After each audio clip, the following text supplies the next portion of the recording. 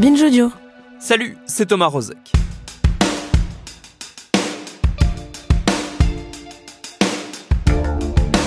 Ça fait bientôt 4 ans que Rachida nous a quittés, mais son souvenir, sa musique et son incroyable personnalité sont encore bien présents. Tout ce qu'il incarnait, tout ce qu'il condensait et qu'il portait résonne plus que jamais avec l'époque. C'est pourquoi on a eu envie de retracer sa vie en partenariat avec le CNAM, le Conservatoire National des Arts et Métiers, qui lui consacre une large part de son exposition Douce France, des musiques de l'exil aux cultures urbaines, une expo à voir jusqu'au 8 mai 2022 à Paris au Musée des Arts et Métiers. C'est Juliette Livartowski qui est aux manettes de ce récit réalisé par Quentin Bresson. Bienvenue dans Programme B.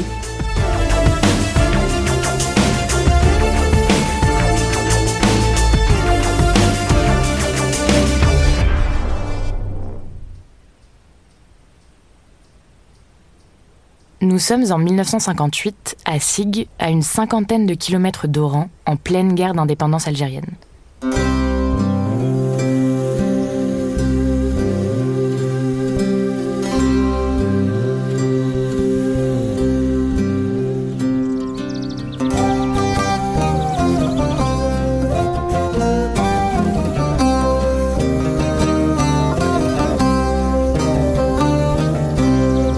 Aïcha et Ali Cherifta donnent naissance à un petit Rachid. À la préfecture, ce sont des Français qui notent son nom dans le registre. Ta avec 2 A, qui signifie bon guide, devient Ta avec un H, écrit à la française donc. Rachid grandit avec les yeux d'un enfant qui ne saisit pas toute l'horreur qui est infligée à son pays. Il est proche de sa mère, qu'il a eue très jeune, à l'âge de 17 ans, et qu'il n'appelle d'ailleurs jamais maman. Il traîne toujours dans ses pattes, ainsi que dans celles de toutes ses copines, au marché, au hammam, au café. Rachid fréquente l'école très tôt, chez les bonnes sœurs, car son père tient à ce que ses enfants soient instruits. Mais ce que Rachid préfère, c'est passer son temps au cinéma, à Oran. Il se met même à vendre des bouts de ferraille pour pouvoir s'acheter des tickets d'entrée. Et il va tout voir, du western au Bollywood, en passant par des films avec Elvis Presley.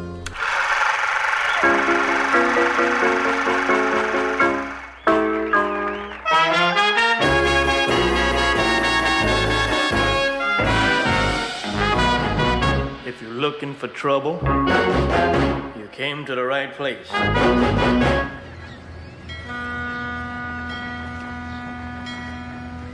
Nous sommes en 1968 et Rachid a 10 ans. La colonisation a pris fin depuis 6 ans déjà, mais l'avenir est loin d'être reluisant. La guerre a eu le temps de tuer tous les rêves. En France, on a besoin de main-d'œuvre et pas cher. L'indépendance a certes été proclamée, mais garder un œil sur les anciennes colonies, ça peut toujours servir. Dans les travaux publics, la sidérurgie, la métallurgie, le bâtiment, le visage du travailleur algérien est familier. C'est une main-d'œuvre fraîche, non qualifiée au départ, souvent venue en droite ligne de la campagne, une masse d'hommes qui s'expatrient pour chercher du travail et nourrir leur famille restée au pays. Ceux qui trouvent du travail sont, par la force des choses, contraints d'exercer des travaux dont les Français ne veulent plus. Les travaux les plus durs, les plus insalubres, les moins rémunérés. Outre le fait qu'on lui faisait cours en français, Rachid, la France, il en a déjà un peu entendu parler. Et pas en bien. Ce pays qui a tué, torturé et qui appelle les Algériens indigènes, il ne comprend pas du tout pourquoi il faut y aller. Pourquoi aller vivre dans un pays qui les a tant fait souffrir ? Le 25 février 1971, Rachid, qui a maintenant 12 ans, débarque à Marseille. Sa mère, à peine après avoir posé le pied sur le sol de la cité phocéenne, appelle ceux qui sont restés là-bas. Elle parle fort au téléphone parce qu'ils sont loin et qu'il ne faudrait pas que les kilomètres qui les séparent l'empêchent de communiquer. Marseille n'est qu'un point de transit. Toute la famille Ta pose finalement ses valises au nord-est de la France, où le père a trouvé du travail dans le textile, en Alsace, au pays des cigognes. Son père prévient Rachid. « Mon fils, ici tu es en France. Ici c'est le pays qui nous accueille. Ici nous allons travailler pour gagner notre vie. Tu dois respecter ce pays. »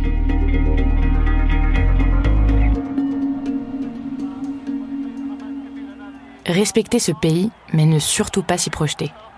À la maison, tout est protégé par des bâches en plastique, y compris le canapé et la télé. car chacun l'a bien intégré. Tout est temporaire, et bientôt, ils rentreront chez eux. On vit dans le provisoire, dans l'attente de retrouver ses habitudes là où on les a laissées, à Sig, en Algérie.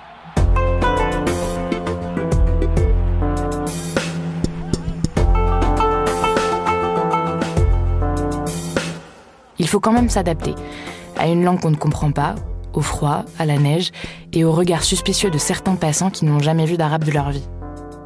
Rachid grandit dans ce paysage, devient un bel ado, s'affirme davantage et fait pas mal de conneries d'ailleurs, aux grandes dames de son père qui tient à ce qu'on ne les remarque pas. Il ne faut pas faire de vagues, Rachid. Il va donc s'intégrer à sa sauce, avec le foot. Il faut dire que le regard des autres change direct, dès lors qu'on s'est dribblé. Petit à petit, le temporaire devient le quotidien et la famille Taha réside toujours en France. Rachid entre au lycée où, dès son premier jour de cours, il se fait traiter de bougnoule par un autre élève. Rachid ne sait même pas ce que ça veut dire, mais comprend presque instantanément qu'il n'est plus vraiment de là-bas, mais qu'il n'est pas tout à fait d'ici non plus.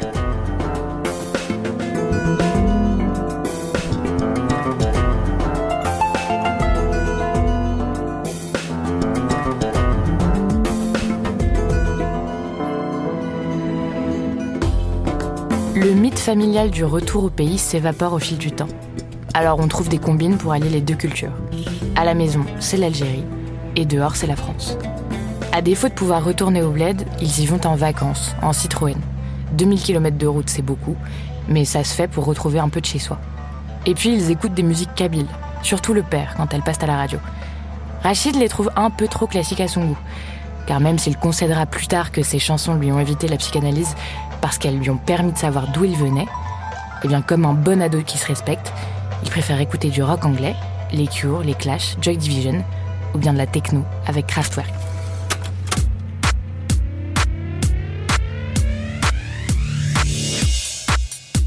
En tout cas, il préfère 1000 fois faire ça que d'aller en cours.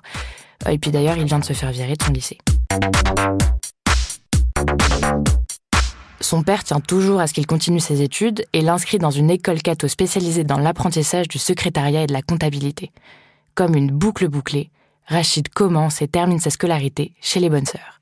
Il obtient son diplôme et le jour de la remise des prix, un prof dit à son père « Monsieur Taha, votre fils est déroutant. »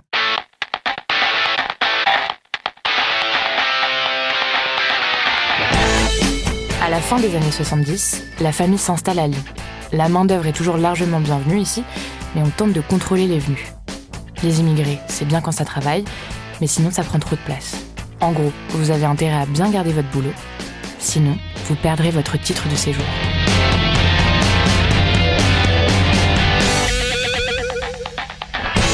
Dans ce contexte, les travailleurs s'organisent au sein de nombreuses associations pour dénoncer ces conditions oppressives, mais aussi la hausse des loyers injustifiés et lutter contre les crimes racistes qui sévissent dans le pays. La culture devient un maillon important afin de faire connaître toutes ces revendications, à travers le cinéma, le théâtre, et puis la musique, bien sûr.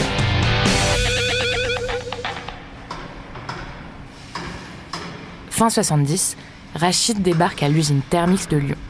C'est là qu'il y rencontre deux frères, Mohamed et Mokhtar Amini.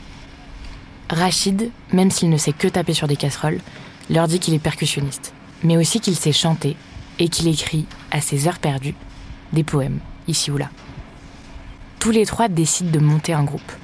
Ils s'en foutent de devenir des rockstars, à vrai dire ça ne leur traverse même pas l'esprit. Ce qu'ils veulent, ce sont juste des moments rien qu'à eux, où ils peuvent se mettre à dégueuler tout ce qu'ils ont sur le cœur.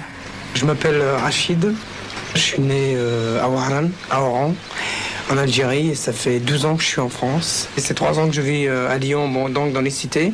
T'écoutes la radio, la télé, depuis 20 ans jusqu'à maintenant, il n'y a rien. Bon, il fallait que tu sois exotique, et il fallait que tu amènes des palmiers sur tes fesses. Je vois que, par exemple, les Français, ils sont en train de perdre leur culture, par exemple. Bah ça m'emmerde. Ils ont besoin de nous, à la limite. Mais même au niveau culturel. C'est surtout nos traditions qui ne veulent pas accepter, par exemple, nos coutumes de mariage, nos coutumes de baptême, notre carême, tout ça, ils ne l'acceptent pas, parce que c'est pas comme eux. En 1981, la mode est au nom anglais. Mais Rachid, Mohamed et Mokhtar, eux, veulent rester bien français. Mohamed raconte qu'un jour dans un café, au moment de payer la note, sa carte de séjour tombe du portefeuille. Ça leur fait tilt. Ils s'appelleront carte de séjour. Alors des images de Tonton Saguez, carte de séjour et Rachid, un chanteur étonnant qui a des choses à dire. Carte de séjour. Anagramme, art de jouer sec. Ça tombe bien, c'est ce que veut Rachid. Jouer sec. Ils se produiront avec leur propre nom. Une première pour des artistes maghrébins qui jouent en France. Rachid écrit les paroles et chante, Mohamed est à la guitare, Mokhtar à la basse, un autre guitariste et un batteur les rejoignent ensuite. Toute cette joyeuse bande est largement influencée par les Clash et le mouvement punk british entre autres, mais aussi par Chuck Berry, James Brown, Jimmy Cliff, les Who, Frank Zappa ou encore Iggy Pop. Ils démarrent en se produisant d'abord dans des lieux confidentiels, dans des circuits alternatifs et associatifs à Lyon.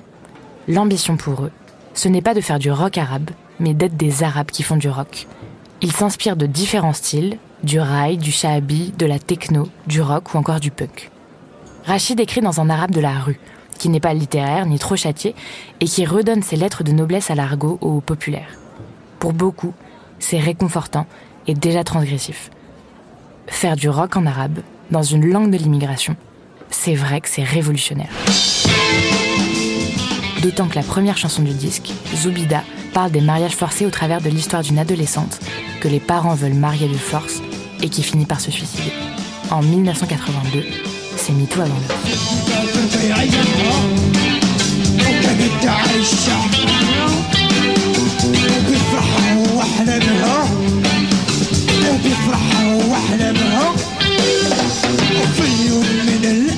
Carte de séjour enregistre des maquettes sur des cassettes qu'il distribue un peu partout et surtout dans les maisons de disques à Paris. Sans succès. Il faut dire qu'il casse absolument tous les codes. On est assez loin de France Gall, Chagrin d'amour ou Balavoine.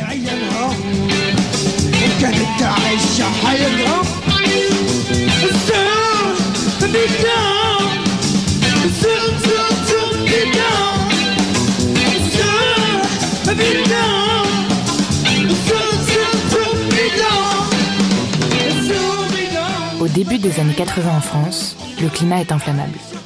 De 1981 à 1983, on dénombre 42 crimes racistes.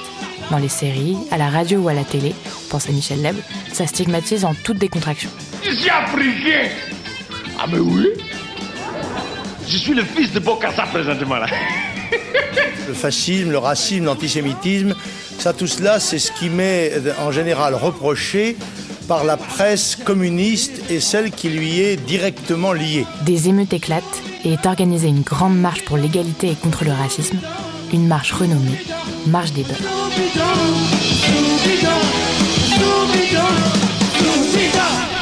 Les libertés, c'est être soi-même.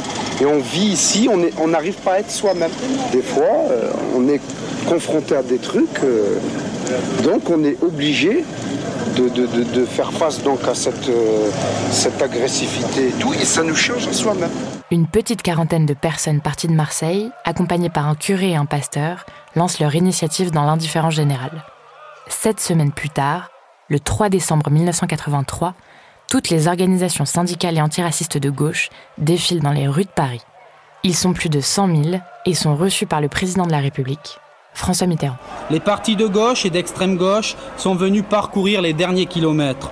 Les syndicats, les organisations humanitaires, les associations de rapatriés, les institutions juives, catholiques, musulmanes sont également représentées. Seule l'extrême droite boycotte, elle ne veut pas s'associer à, je cite, une poignée de voyous. C'est une surprise pour tout le monde. On va faire une chanson bien française. Une chanson de Charles Trenet. 2 ans plus tard, Carte de séjour devient un groupe incontournable et se produit le 15 juin 1985 lors du premier concert des potes de SOS Racisme à la Concorde. C'est là qu'ils reprennent Douce France, une chanson écrite par Charles Trenet pendant la Seconde Guerre mondiale qui évoquait la nostalgie de la France d'avant l'occupation. Rachid l'interprète de façon ironique et volontairement provocatrice pour mettre en lumière la façon dont la France accueille mal les immigrés. Rachid commence à chanter a cappella, avec l'intonation algérienne, et crie à la foule. Non mais ça vous va ou pas? Vous n'avez rien compris, il y en a qui grincent des dents. Hein? On touche au patrimoine, hein? Mais c'est le nôtre aussi, hein? Oui ou non? Si vous êtes là, vous êtes d'accord avec nous, merde? Oui? Charles Trenet, on peut le chanter, nous? Ouais? de revenir dans ma mémoire des souvenirs familiers. Douce France, cher pays de mon enfance, bercé de tant d'insouciance, je t'ai gardé dans mon cœur. En 1984, Carte de séjour squatte le top 50 avec l'album Roro Mani, puis disparaît mystérieusement. En 1986, ils intègrent le morceau 12 France à leur album. À l'époque, un débat sur le droit du sang ou le droit du sol fait rage dans le pays. Rachid y a cru, que cette chanson pourrait dépasser les hostilités. Mais il s'est vite rendu compte que rien ne changeait, quand lorsqu'il envoyait son disque aux radios, certaines lui renvoyaient avec la mention « Pognon ». 12 France, c'était pas qu'un truc sur les beurs ou quoi que ce soit, c'était une remise en cause de la société en général française. Parce que la chanson, elle date des années 40 quand même, c'était pendant l'occupation allemande, et je crois que c'est... en fait, c'était le côté beaucoup plus... C'était pour dénoncer un peu le fascisme rampant, qui existe encore. C'est une manière douce de le dire, mais une manière très violente aussi de le dénoncer. Bercé de tant d'insouciance, je t'ai gardé dans mon cœur. Une fois sortie, la chanson est interdite sur les radios commerciales. Mais le morceau va prendre un autre chemin pour devenir l'hymne d'une jeunesse qui rejette les valeurs passéistes de la France.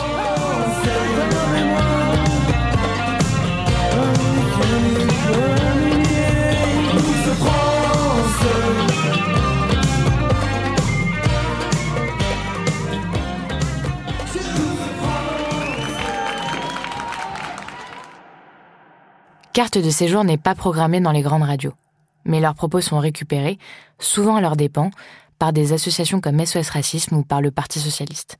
Rachid déclare dans une interview « Vous savez, avec un nom arabe comme le mien, on ne peut pas être qu'un artiste. On est forcément d'abord un phénomène social. » À propos de SOS Racisme, il disait « Le pouvoir a créé une sorte de bourgeoisie issue de l'immigration. Mais ces gens-là n'avaient déjà plus grand-chose à voir avec nous. Ils avaient leurs entrées au palace ou au bain-douche, où les Arabes et les Noirs étaient indésirables. » Quant au Parti Socialiste, Jack Lang, ancien ministre de la Culture, avait fait distribuer les 45 tours de 12 France à l'Assemblée nationale, en espérant avoir une tribune.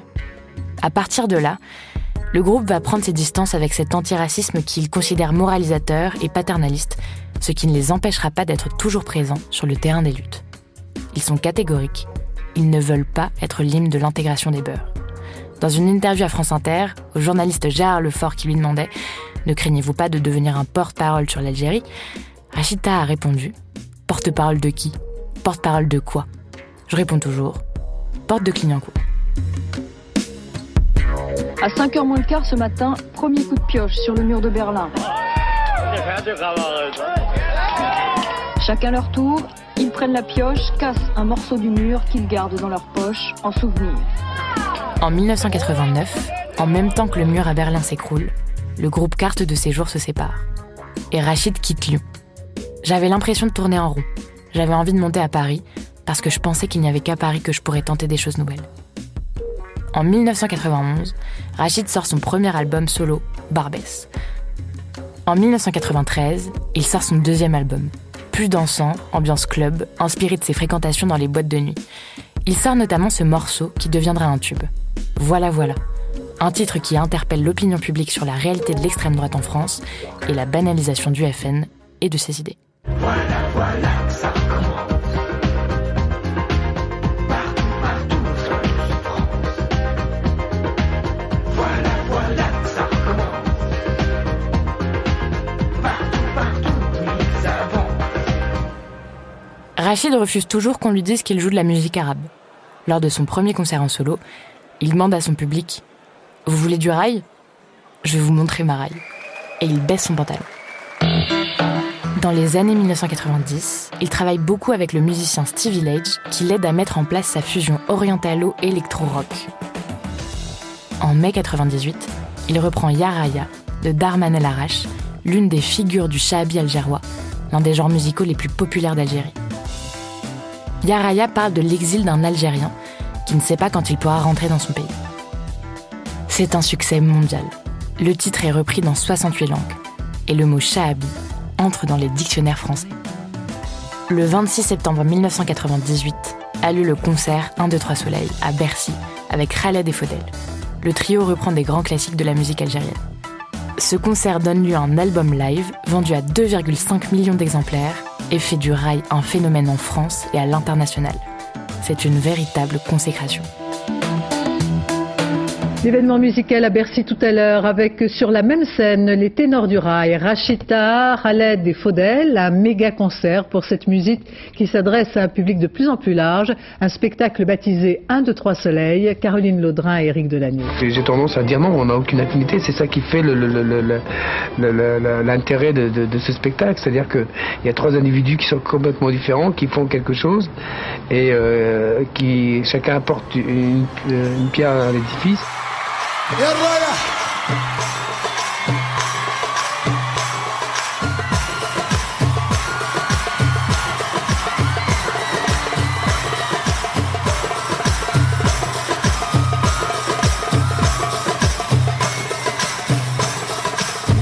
Dans les années 2000 à 2010, Rachid continue de faire des tournées et d'enregistrer des disques en mêlant toutes ses influences.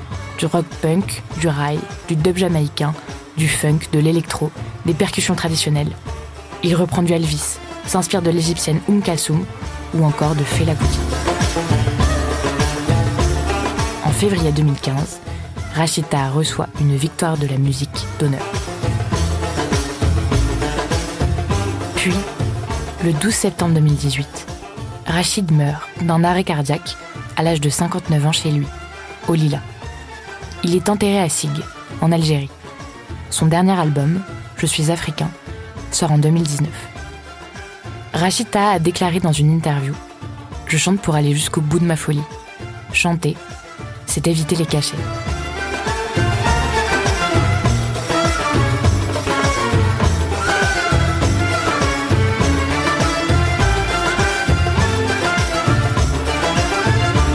Rachid, avec ses blousons en cuir, ses boucles d'oreilles, ses chapeaux haute forme, ses cheveux noirs toujours ébouriffés, est resté punk jusqu'au bout du bout.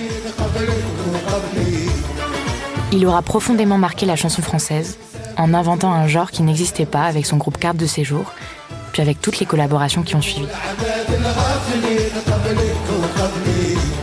En 35 ans de carrière, il a mélangé les styles et les langues. Il a travaillé avec les plus grands noms du rock. Il a joué avec Mike Jones des Clash, Brian Eno en reprenant Rock the Casbah sur scène avec eux, a chanté avec Damon Albarn de Blur ou encore Patti Smith. Carte de Séjour aura été pour toute une génération la bande originale de nombreux combats, le moyen de redécouvrir un patrimoine, de se réconcilier avec ses racines ou de revendiquer fièrement qui on est, qu'on est chez nous, nous aussi. Rachid Taha a incarné ce moment beurre en France, sans l'avoir forcément décidé, avant que le débat sur l'islam n'accapare le récit national, avant que les polémiques sur le voile ou la viande halal dans les cantines ne polarisent le débat, avant que la figure du beurre ne se métamorphose en une figure dangereuse du jeune de banlieue. Comme une ritournelle sans fin, ce que Rachid Taha dénonçait il y a 20 ans nous explose aujourd'hui en pleine figure. Merci. Merci.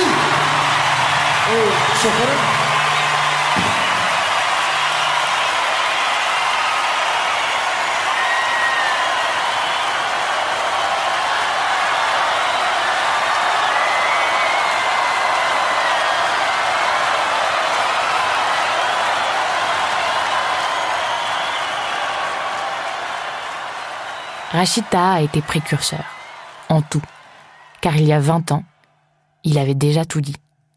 Prenons garde, il prospère, pendant que l'on regarde ailleurs.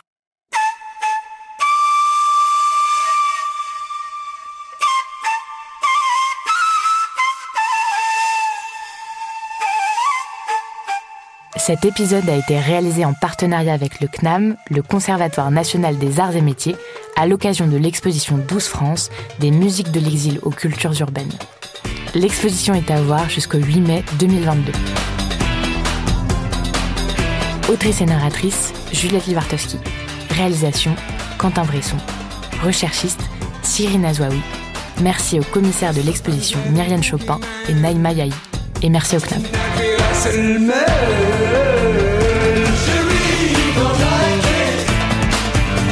Right.